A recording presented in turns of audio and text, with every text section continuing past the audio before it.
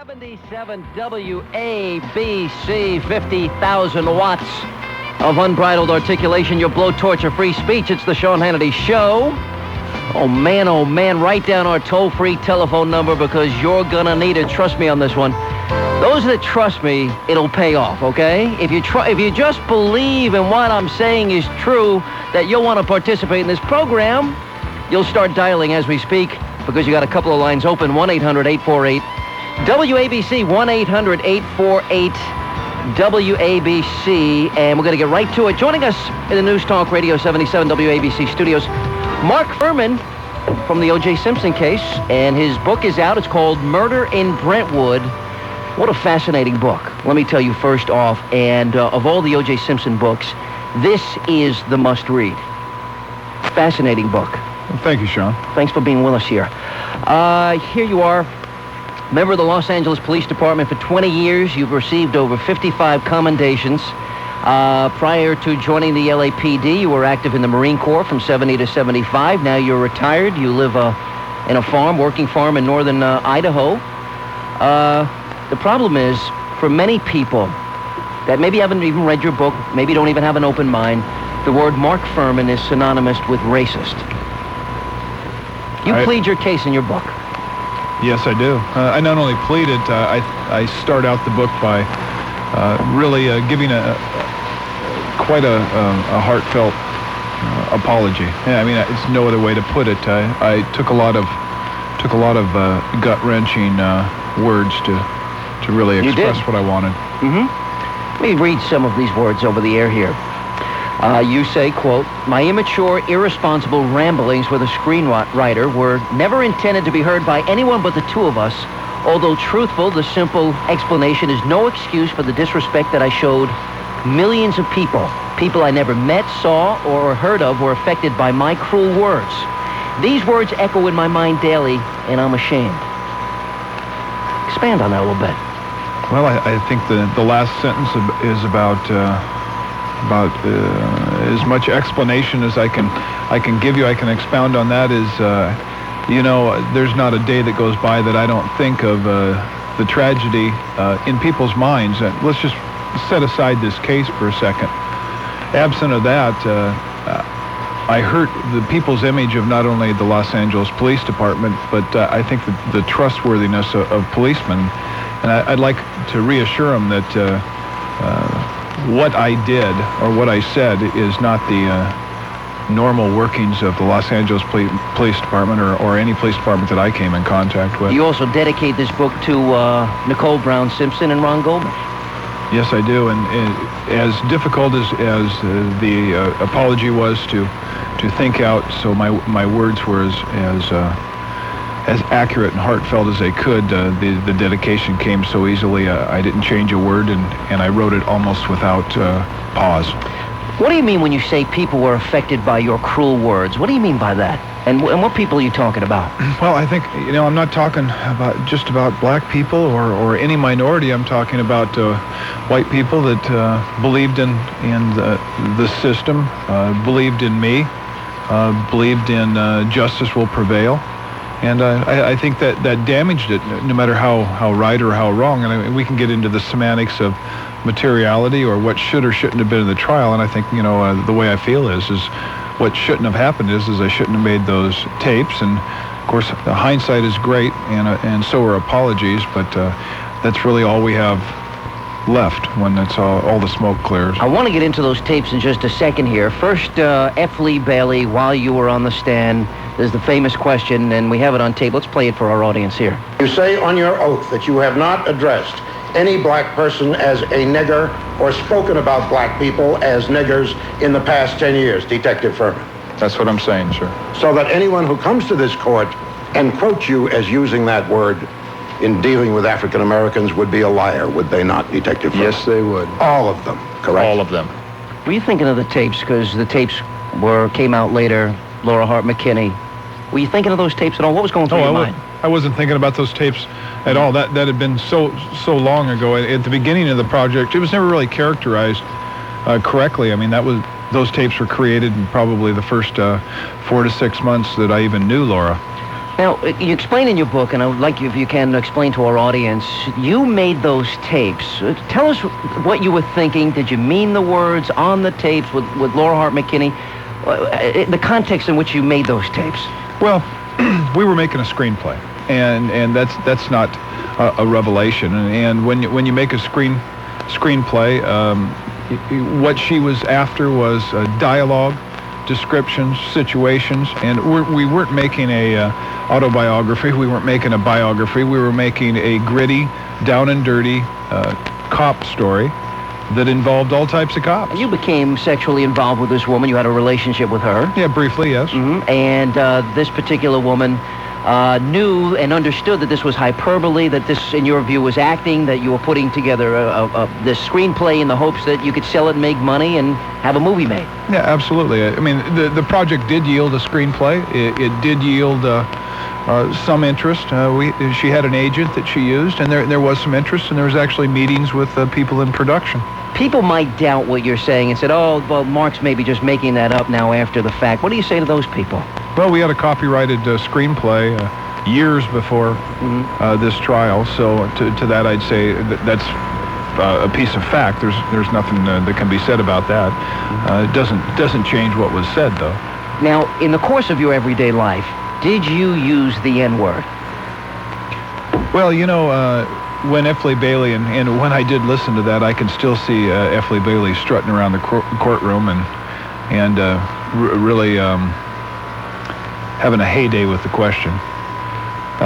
Do you think he knew of the tapes before he was asking the question? What came first, the chicken or the egg? You know, I mean, at this late date, what difference would it make anyway?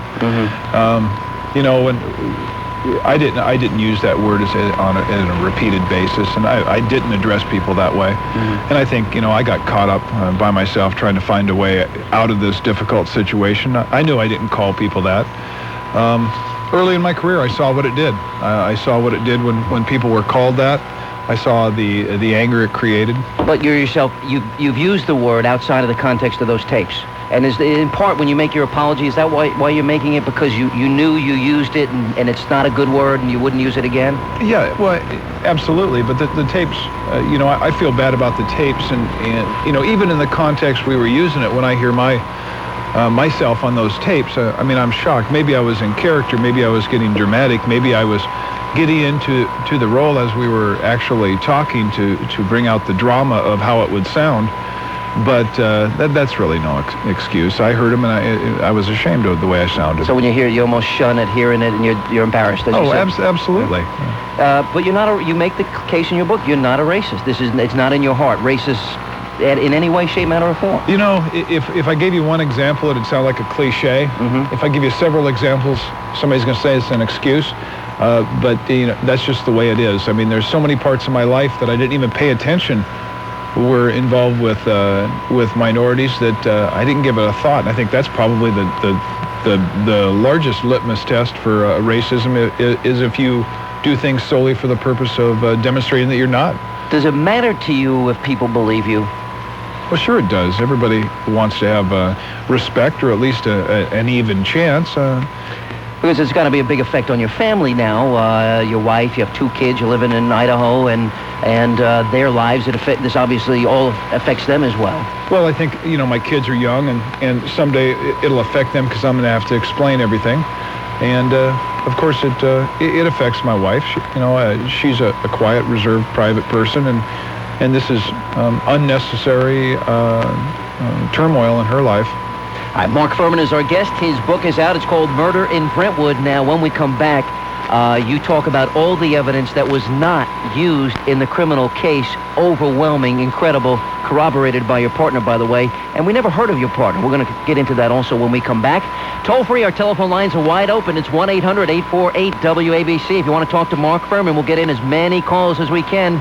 If his handle is, let him stay just a little bit longer. And we'll take a break. My name is Sean Hannity. Glad you're with us. News Talk Radio 77 WABC. Infamous Mark Fuhrman. You know, what I found fascinating, by the way, is... By the way, are you getting tired of apologizing? Because you've been all over the media. You know, I see the the need for it, and I think I've said it enough where I don't want to sound insincere by saying it. I mean, But there's a new audience for every show that you do. There's a new audience, but yes, to answer your question, yes. All right, you describe in this book, you have information about this case that was never revealed during the trial, and I'm talking about the criminal trial here.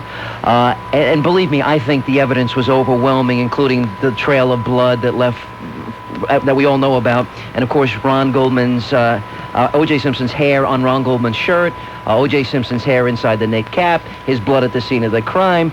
You talk about other evidence, though, like, for example, a bloody fingerprint on the gate that you pointed out in your notes that you gave to Lang and Van Natter, and again, it was never brought up during this trial. Absolutely.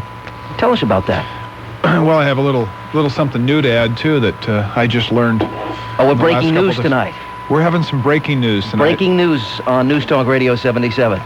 You know, that day, after I had done the initial walkthrough and I was doing my notes, Brad Roberts arrived on the scene, and of course he was sent in immediately by my supervisor, Ron Phillips, to be updated on the crime scene because he would be my partner at that crime scene. Mm-hmm. I walked him through, and as I walked him to the gate to show him the blood on the rear gate at Bundy, Brad, I can't remember if it was Brad or I that had the flashlight, shining the light up and down, and Brad says, "There's a fingerprint." And I saw it probably about the same time he said it, and I looked and I go, "Yeah, there is." And it was a visible fingerprint in blood. You told us this morning when we were interviewing you on the Fox News Channel that the killer left his signature at the scene of the crime. That was it. Yep. And if it wasn't the murderer, what was it? A witness, another victim, whatever it was. It was imperative to identify it because unbelievable. And then you go inside O.J. Simpson's house and you find an open, empty Swiss Army knife box in Simpson's bathroom. We forgot about the breaking story. Okay, breaking story. Breaking story was, as I was talking to Brad Roberts the other day, and Brad was saying, he goes, "Remember Tom Nolan that day?" And I go, "Well, yeah, I know Tom. Mm-hmm. He was a trainee in our unit, and he was scheduled to go to detective school that day, of course, at 7 o'clock that morning. He came to the scene and was only there a few minutes, and Brad says, do you remember that he came into the scene and you walked him through?" And I go, I forgot all about Tom. And you pointed it out to him. Well, he said, Tom says he remembers that print. He saw it. But you didn't even need the signature. You didn't need the fingerprint in this case because the other evidence was overwhelming, including Ron and Nicole's blood in O.J.'s Bronco, the blood on the socks, the blood in the foyer that you noticed, the blood leading up the driveway, his hair at the scene of the crime. And then this conspiracy theory, you were what, the 15th or 16th man at the scene of the murder scene? I think I was the 15th, yes, 15th or 16th. 15th Ron or Phillips 16th? And I, yes. So in other words, you would have to have gotten all these police officers to join you in a conspiracy to set up a former football star, not even knowing if the man had an alibi. Sounds pretty reasonable, doesn't it? Yeah, it does. Also, the dark-colored sweat clothes, freshly washed in Simpson's washer, and an open, empty Swiss Army knife box in Simpson's bathroom, and blood smears on a light switch. We got to take a break, but I'll have you explain all this new evidence when we come back. Mark Fuhrman is our guest. His book is Murder in Brentwood, and I know his gracious handlers are going to let him take a few calls because they look so happy in the next room there. It's 11:24. My name is Sean Hannity. Thank you for being with us. 800-848-WABC if a line opens up.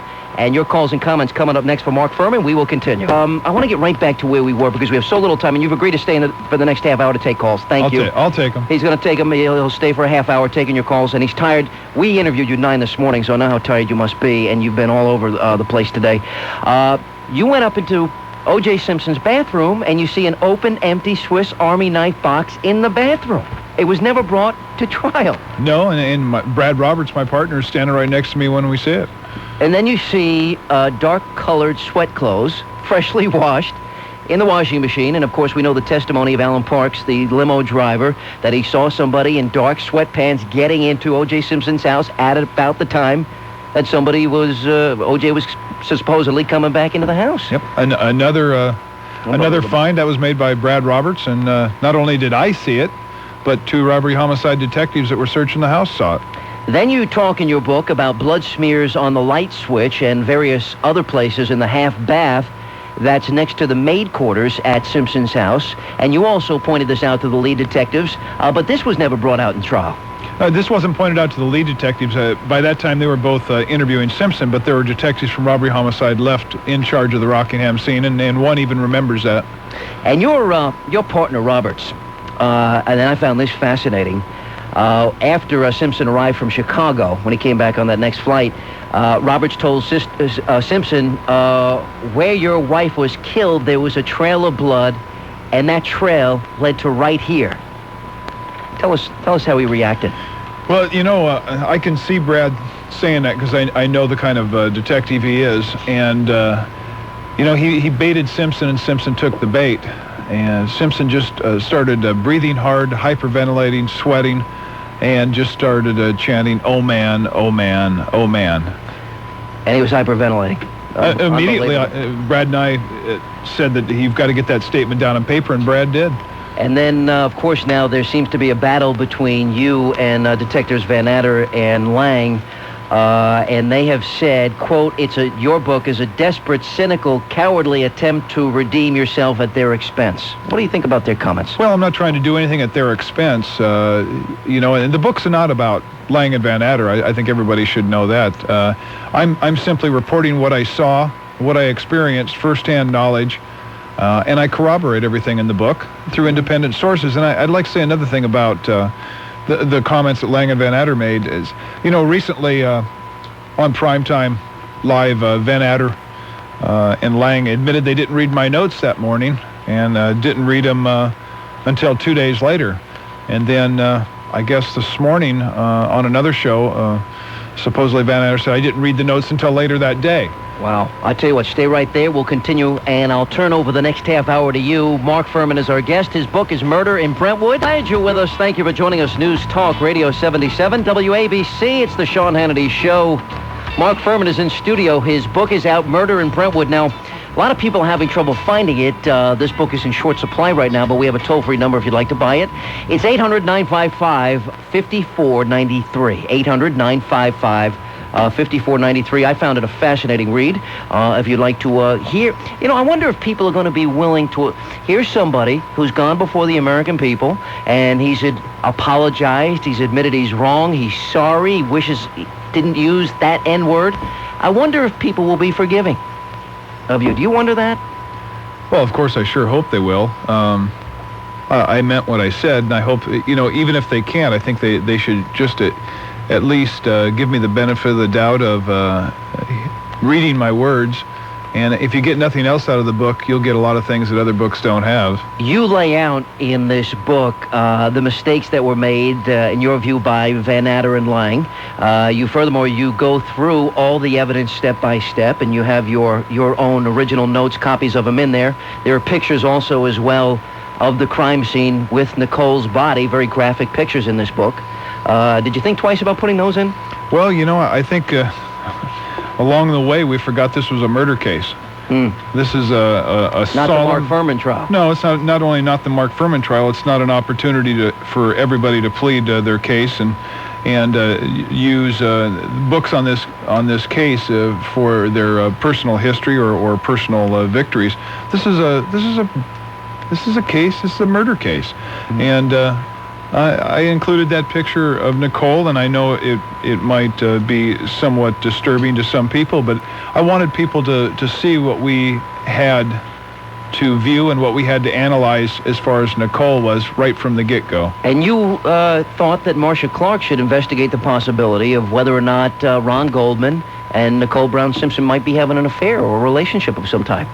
Well, I sure did, and not for any reason to cast any kind of shadow on the memory of Ron or Nicole, and I don't think... Well, O.J. Simpson's team did that when they brought up the fact that she had an abortion and she had affairs and all sorts of other things about her. I think there's another thing is, why was that necessary? We had the victim's family sitting in court, two healthy single people. There's nothing shameful about being attracted to each other, and it's not always important if that really occurred. The inference, if just the inference and the flirt was there, it's what O.J. Simpson what he actually thought was going on. After all, he's the one that stalks and obsesses over the control of Nicole. I got to ask you a couple of quick questions, and I got to get to the phones because I know you're only with us till the top of the hour. You went when there was the domestic violence call a couple of years prior. What do you remember about Nicole Brown Simpson then? Well, she was sitting or leaning on the Mercedes that had the shattered windshield, and she was sobbing, holding her hands up to her face. Mm-hmm.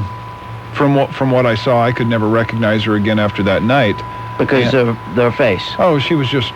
It wasn't that I could tell she was injured, but she was definitely upset and just sobbing uncontrollably. Do you think he got a free ride back then because of his celebrity status? I think it's without doubt he got a free ride. And maybe any other person would have been arrested, maybe put in jail right away, and then maybe if that had happened, that would have been a deterrent for what happened later, because we would have punished him and publicly humiliated him. Back then, you couldn't do anything unless the lady or the female or the recipient of this rage wanted to press charges. So we were really urging her unarmed. Well, of course, I urged her to. Now laws have been changing around the country about that. Yes, they have. Because I want to get to the phones, one more question, and this deals with Mark Fuhrman, who was stressed out, and who, you remember when you were going through, right. You had some problems, and you even said to people that you had an urge to kill because at that particular time in your right. life. Explain that a little bit for us. Well, geez, when you're stressed out, you're angry, you're frustrated, I think you always say things that...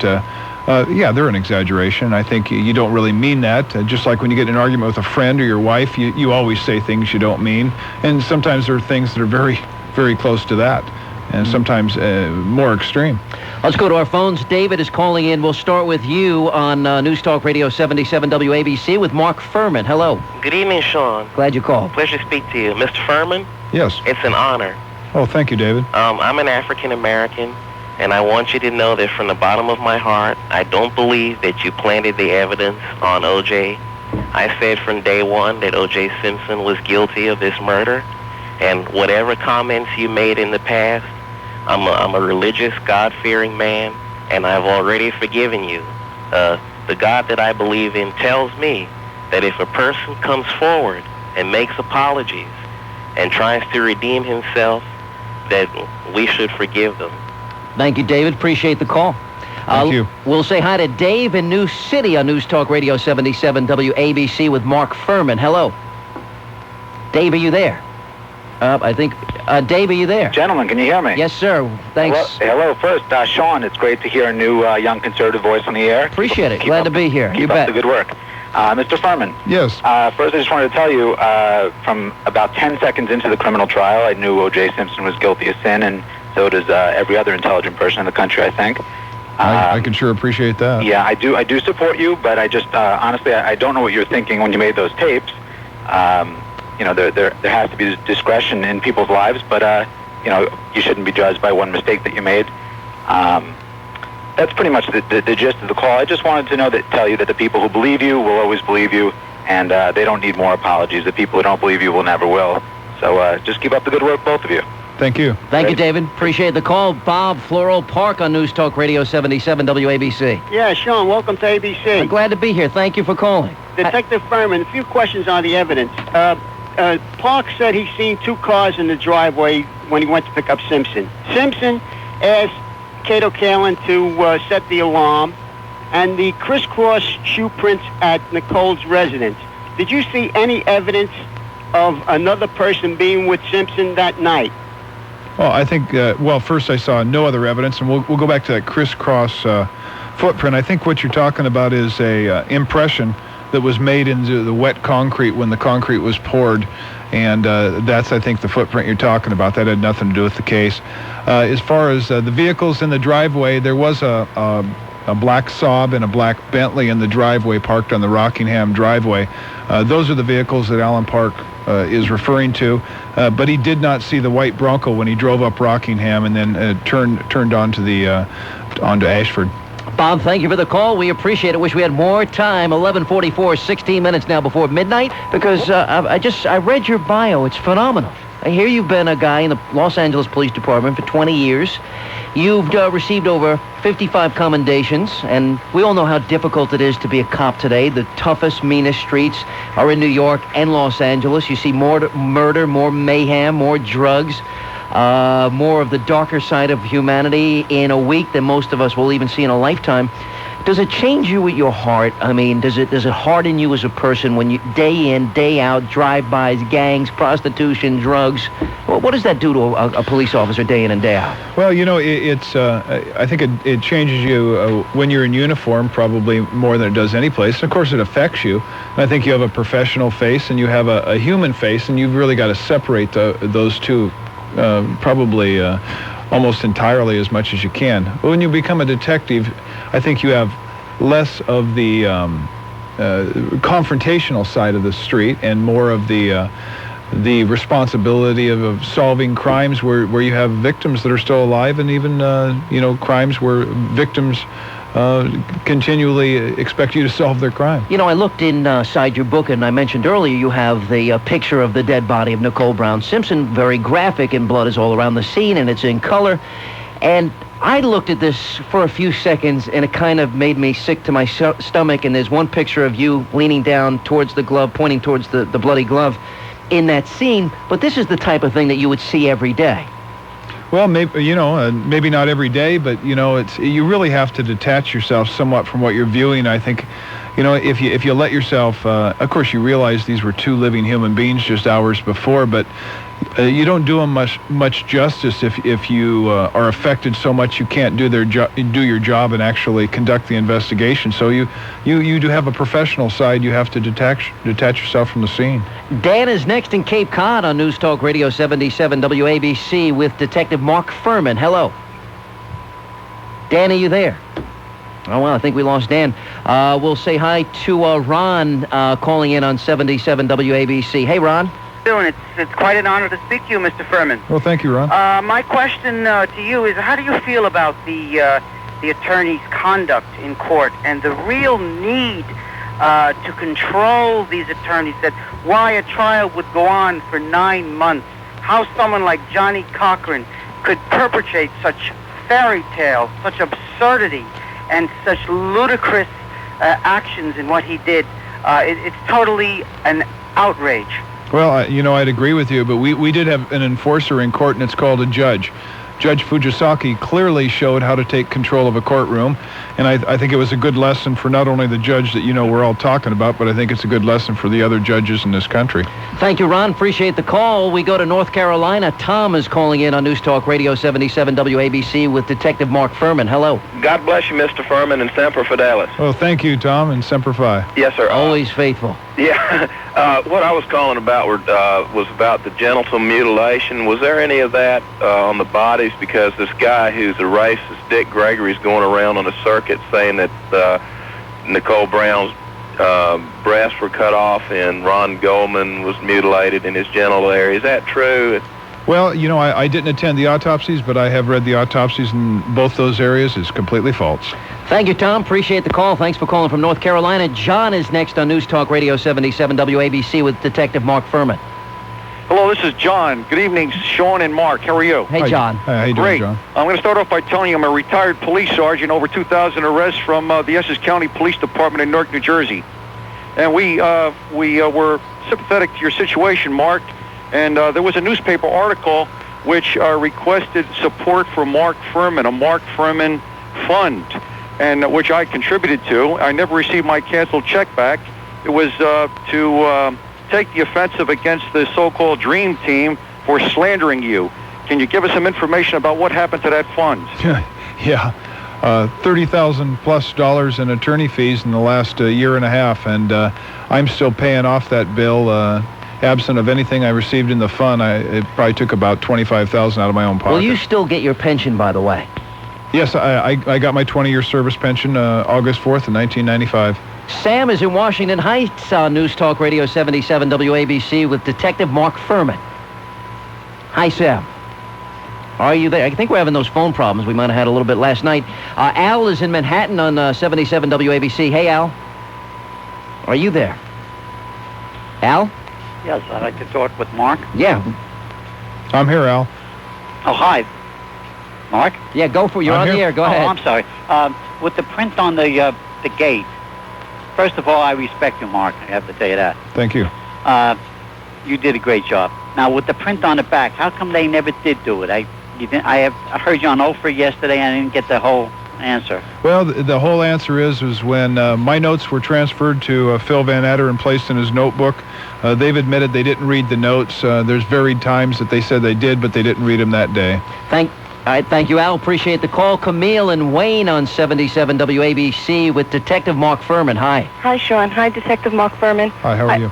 Good, thanks. I just wanted to say that from the pretrial hearing and till today, I was impressed with you, and I still am, and I respect you greatly. I also wanted to ask you what you thought of Judge Ito's handling of the situation and how it got so out of hand. Well, I think not only the situation, I think you're probably talking about the race issue. I think the whole court was completely out of control most of the time. And like I just said to another caller, Judge Fujisaki sure showed us how to take control of a courtroom and put their attorneys exactly where they belong. Thank you, Camille. Appreciate the call. Wish we had more time. Our final moments with Detective Mark Fuhrman are coming up next. His book is out, and I found it a fascinating read. It's called Murder in Brentwood.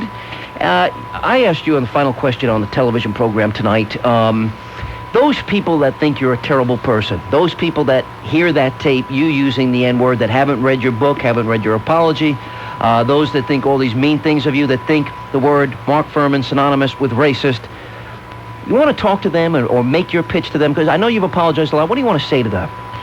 Well, I think they know I'm sorry for anything that I've caused and any pain I've caused. But I think what I really ask of them is just the benefit of the doubt. Read the book, make your judgments, and stimulate your mind to what could be and probably was. You also said didn't want to be judged based on one moment in your life. You'd rather they at least look at the whole picture. Yeah, I couldn't phrase it better. I'm an imperfect person in an imperfect world, and that's not a cop-out. It's just that I wonder who could really stand the exposure that I have, endured in the last 2.5 years. Takes a lot of courage to go, I guess, before 50 million people at a clip and say you're sorry, you're wrong, you apologize, you wish you didn't do something. Well, I don't know if you call it courage, but it isn't fun. Detective Mark Fuhrman, 20 years of service, LAPD, 55 commendations. His book is Murder in Brentwood. I'll give you the toll-free number in the next hour. Thank you for being with us. Thanks, Sean. I really appreciate it. Appreciate it. 800-955-5493. More of your calls and comments coming up next, and we will continue. The worldwide resources of ABC News, with news on the hour, on the half, and when it breaks. News Talk Radio 77. WABC. New York. Well, Mark Fuhrman writes the following. My immature, irresponsible ramblings with a screenwriter were never intended to be heard by anyone but the two of us. Although truthful, this simple explanation is no excuse for the disrespect that I showed millions of people. People I never met, people I never saw or heard of were affected by my cruel words. These words echo in my mind daily, and I am ashamed. Do you accept that apology of Mark Fuhrman? He's now been on Oprah and Primetime Live and Hannity and Combs on the Fox News channel. That's our show, by the way. Couple of other programs. He's making the rounds now. It's just the beginning of this book tour, and I found this book fascinating, by the way. But do you think America will forgive him? Do you think this is believable? Do you think for the rest of his life, he and his family, that he will be viewed as a racist? Should the American people at least hear what he has to say? I've often said, and this doesn't really apply to this case, that in many instances the word racism has been rendered irrelevant in society because it's an overused word. It's used inappropriately. For example, if you genuinely do not support affirmative action, preferences, set-asides, if you don't believe in favorable treatment, a lot of people want to label you a racist. You disagree with Jesse Jackson if you see him as an opportunist. Remember the race-hustling, poverty pimp comment that was used by J.C. Watts recently that became a front-page news If you say something like that about somebody, you're going to be labeled a racist. But I just want to know what you think about this. You heard him speak here for an hour, and I just would be interested.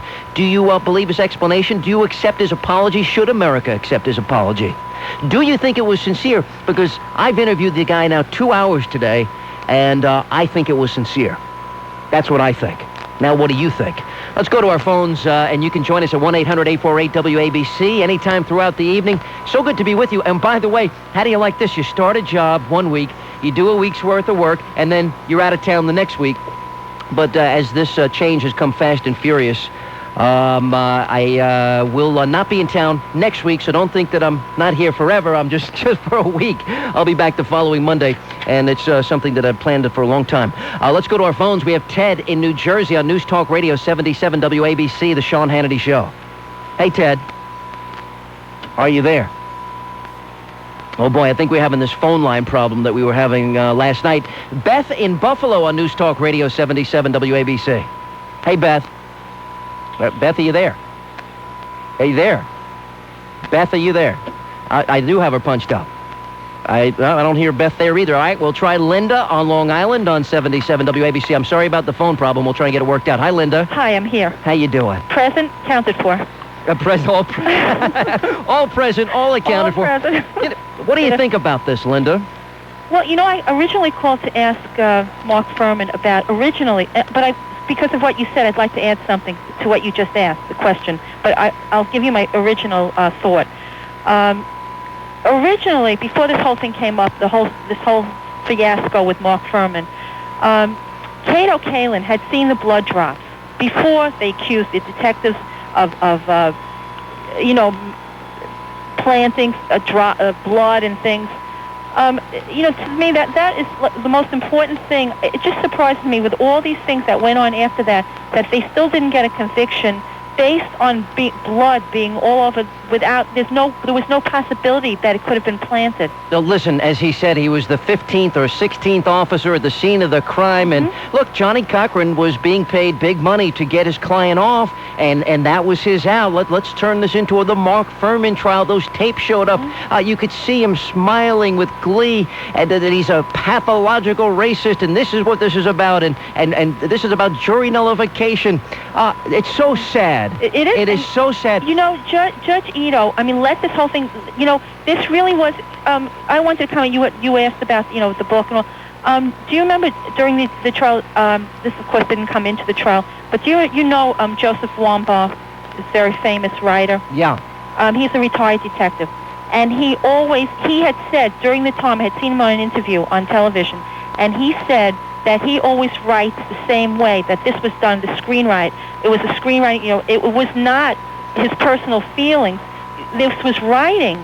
Yeah, but do you think America's going to believe this? Well, this is what I want to know. Why are people so quick to, they're talking about being quick to judge. I mean, why is it because someone is black or white? Why is someone so quick to believe things and judge so fast without really knowing the facts?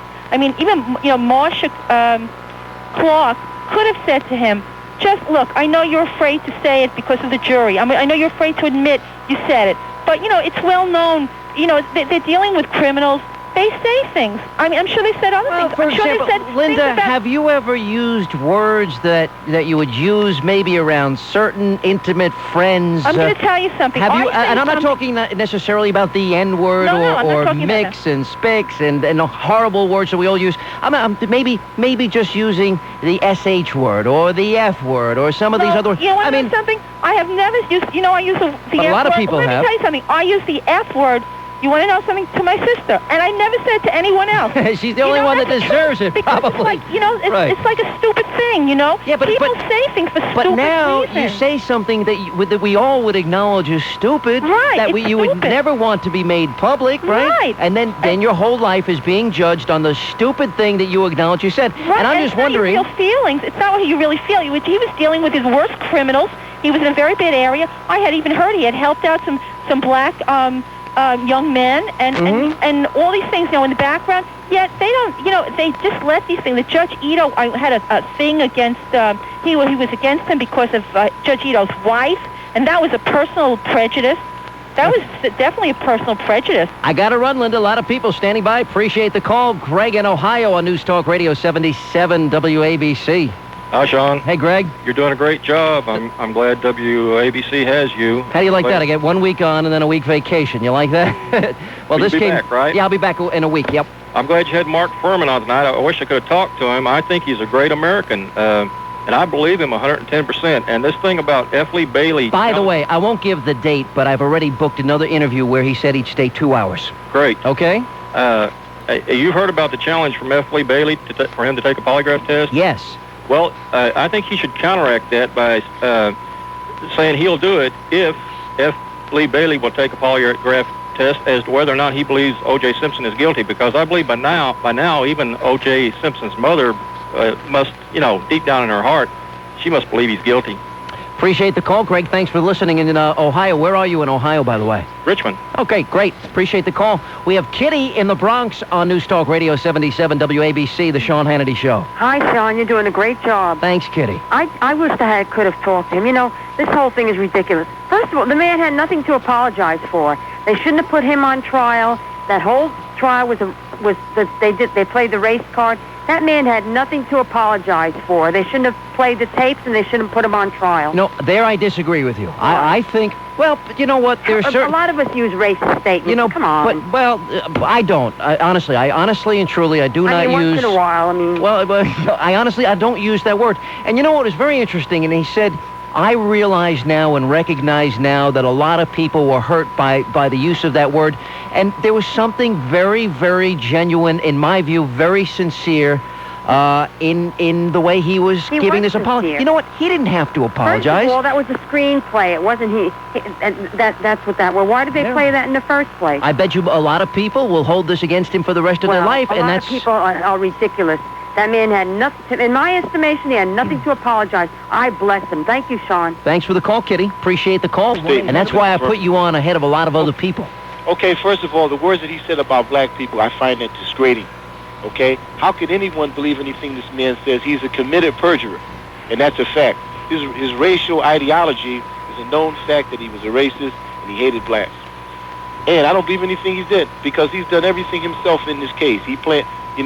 There's a possibility that he could have planted that glove. I can't believe anything the man said. You don't really believe he planted the glove. I don't know. We know what that means. You have to believe that 16 other police officers were going to risk Wait a minute, let me finish. We're going to risk their pensions, their futures, arrest, an indictment, to life in prison or years in prison. That they're going to do this to frame a Heisman Trophy winner, the incredible national sports figure O.J. Simpson, who they don't even know if he has an alibi at that particular point in time. Why did he plead the Fifth Amendment? Why did he lie? What you may not know about the Fifth Amendment once... 5 or 6 times, and he committed perjury. Well, again, and he's acknowledged that, and he's paid a price for that.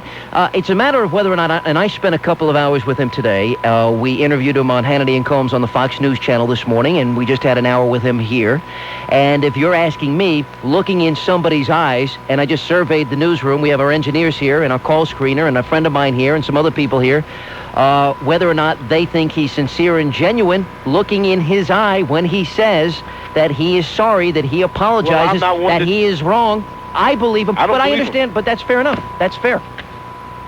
And that's what he writes in his book. But that doesn't mean he's telling the truth. Now he's making all this money. Now you expect people to accept his apology because he was exposed. No, I don't expect you to do anything. I don't care if you accept his apology or not. I did look, but this is what he writes. But you know what? He didn't have to write this, and it's a matter of whether or not you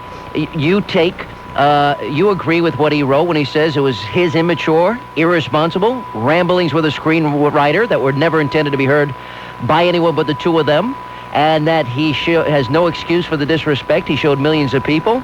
And he is acting a script, and you expect me to believe that he's ashamed, that he's sorry that people were hurt by his cruel words. That's what he writes. I find that reprehensible. That the things that he said, I find that to be incredible for someone to believe that. Mike, did you ever say anything you were sorry for? Excuse me, yes.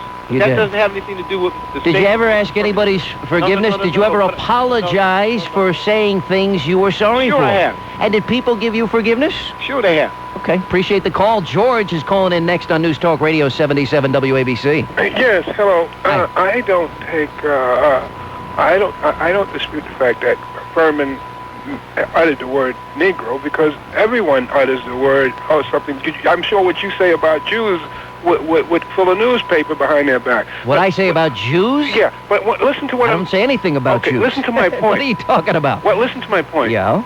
You seem to defend Fuhrman, but do you remember there's an aspect of the case where he tried to get off the police force early, and he talked about his vicious dislike for black people? We talked about that, and I raised the question. How can you dismiss that? How can you dismiss? You know, you work with Alan Combs. Alan Combs is a pro. I don't know how in the hell he would even sit in a room All right, with listen, you know something? Now, here's the case. Why would I let somebody on the air? There are times when I will, as a host, hang up on somebody, like when you get insulting.